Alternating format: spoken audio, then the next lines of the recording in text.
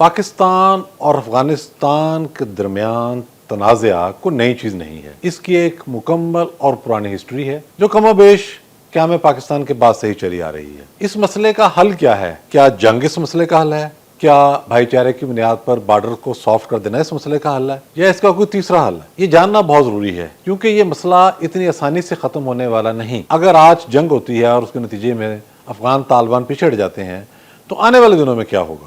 افغانستان میں خواہ کسی کی بھی حکومت ہو، پاکستان کو اس سے کیا فائدہ ہوگا، اس کا سارا دار و مدار خود ہم پر ہے۔ ظاہر شاہ کے دور سے لے کر آج تک افغانستان میں متضاد سوچ رکھنے والی حکومتیں آتی رہی ہیں۔ کچھ پرو امریکہ تھیں، کچھ امریکہ اور روس کے ساتھ مل کر چلتی تھیں، کچھ حکومتیں مکمل طور پر سوویت یونین کے ساتھ تھیں، کچھ حکومتیں پھر مکمل طور پر امریکہ کے ساتھ تھیں، کچھ ایسی حکومتیں آئیں جنہیں ہم کہتے تھے جہادی حکومتیں۔ پہلے 90s میں مجاہدین کی حکومت آئی، اس کے بعد دو دوار گزرے 90s کے اینڈ میں، اور اب طالبان کی حکومتیں آئیں جنہیں کہا جاتا تھا یہ سو کالڈ اسلامی حکومتیں ہیں۔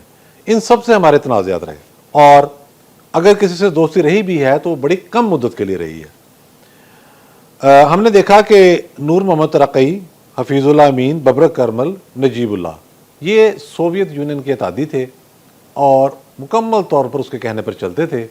سوویت یونین ظاہر امریکہ کے ساتھ اس وقت دوسری سپر پاور تھا، وہ چاہتا تھا گرم پانیوں تک پہنچے۔ افغانستان کے اندر جب انہوں نے انٹری ڈالی تو وہ صرف جنگ وہاں تک محدود نہیں رہنی تھی، وہ جنگ پھر آگے بڑھ کے پاکستان تک آنی تھی، پھر بلوچستان کے راز سے آگے تک جانی تھی اور گرم پانیوں تک انہوں نے جانا تھا۔ یہ سارا معاملہ بڑا واضح تھا، یہ میپ تھا، یہ کوئی ہوائی باتیں نہیں ہیں۔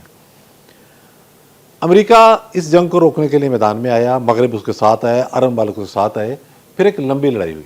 اس لمبی لڑائی کے نتیجے میں افغان مجاہدین غالب آ گئے۔ انہیں پوری دنیا کی سپورٹ حاصل تھی، مغرب کی، پیسہ، اسلحہ، پلاننگ، ایون افرادی قوت۔ افغان مجاہدین کی جب حکومت آئی تو اس میں بڑے کمال کے گوریلا کمانڈر اس وقت پیدا ہوئے، یہ کوئی مذاق نہیں ہے۔ جیسے کمانڈر احمد شاہ مسعود، ان کا مقابلہ دنیا کے all time top guerrilla commanders میں کیا جاتا ہے۔ ویتنام کی جنگ کے جو ہیرو ہیں ہو چی من، ان کے ساتھ ان کا کمپیریزن کیا جاتا ہے، اور مغرب میں اس حوالے سے کتابیں لکھی گئی ہیں۔ اس طرح سے اور بہت سارے کمانڈر تھے۔ اب جب یہ حکومت بن گئی تو ان کے آپس میں جھگڑے شروع ہو گئے۔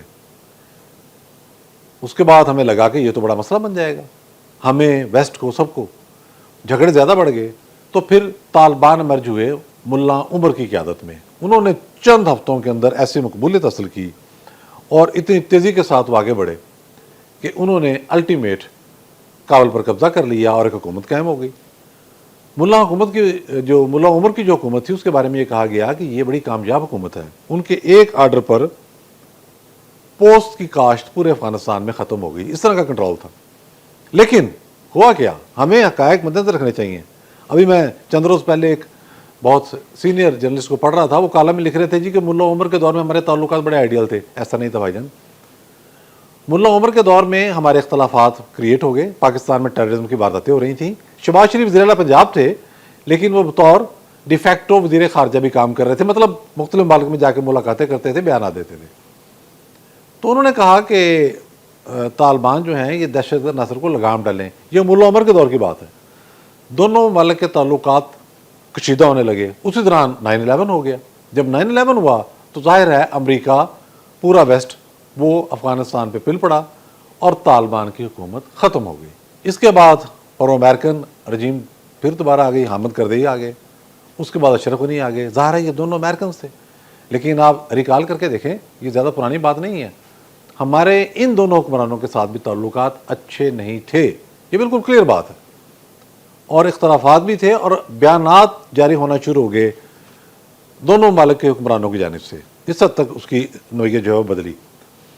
پھر موجودہ طالبان حکومت جو 2021 میں امرج ہوئی، یہ آئے ملا ہبت اللہ کی سربراہی میں۔ انہیں ہیبت اللہ لوگ پڑھ دیتے ہیں، اصل نام ملا ہبت اللہ ہے۔ انہوں نے پورے افغانستان پر قبضہ کر لیا اور کنٹرول سنبھالنے کے بعد اپنی حکومت قائم کر لی۔ تو ہمارے جو حکمران ہیں انہوں نے جذباتی انداز میں بیان دیے کہ جی بڑا اچھا ہو گیا، یہ تو ہمارے ہم خیال لوگ آ گئے ہیں، اب بڑا امن ہو جائے گا۔ وہ جو ایک پرانا ہم ख्वाब हमने देखा हुआ है और बिला वजह देखा हुआ है कि अफगानिस्तान पाकिस्तान का 5वां सूबा होगा, शायद वो माहौल बनेगा, वो माहौल नहीं बना। उसके बाद हमने देखा कि हमारे इनसे भी इख्तलाफात शुरू हो गए, फिर इतने शदीद हुए कि हमारे वज़ीर दिफा जो इनके आने पर कहते थे ताकतें तुम्हारी हैं और खुदा हमारा है, यानी कि अमेरिका को उन्होंने मार भगाया है, अब वो कह रहे हैं कि हम अफ़गान तालिबान को गारों के दौर में, पत्थरों के दौर में वापस धकेल देंगे। ये लड़ाई इससे तक बढ़ी, फिर जंग हो गई दोनों मुल्कों की। जंग इस अंदाज में हुई कि प्रेसिडेंट ट्रंप को कहना पड़ रहा है कि मैं इस जंग को रुकवाऊंगा। वो करार लेते हैं ना कि दुनिया में बड़ी बड़ी जंगें मैंने रुकवाई, पाक बार जंग समेत। अब ये मामला मौजूद है, यानी कि ये सिस्टम भी फेल हो गया। मसले का हल क्या है, ये हर कोई जानना चाह रहा है। कुछ लोग कहते हैं वहाँ रजीम चेंज कर दी जाए। रजीम चेंज करने से क्या होगा? जिनको आप लाना चाहते हैं, जो एक ग्रुप वहाँ काम कर रहा है तालिबान के खिलाफ, उसकी क़यादत अहमद शाह मसूद के साहबजादे कर रहे हैं। और कमांडर अहमद शाह मसूद जो हैं उनके पाकिस्तान से इंतहाई शदीद इख्तलाफात रहे। जब उन्हें एक बम धमाके में हलाक किया गया, जहाँ बक हो गए वो, उस वक़्त तक भी पाकिस्तान के साथ उनके ताल्लुकात बड़े कशीदा थे। अगर ये नई ग्रुप बंदी होती है और नई हुकूमत आ जाती है तो इस बात की क्या गारंटी है कि पाकिस्तान से ताल्लुकात नॉर्मल होंगे? इसकी कोई गारंटी नहीं है। मसले का हल सिर्फ एक है।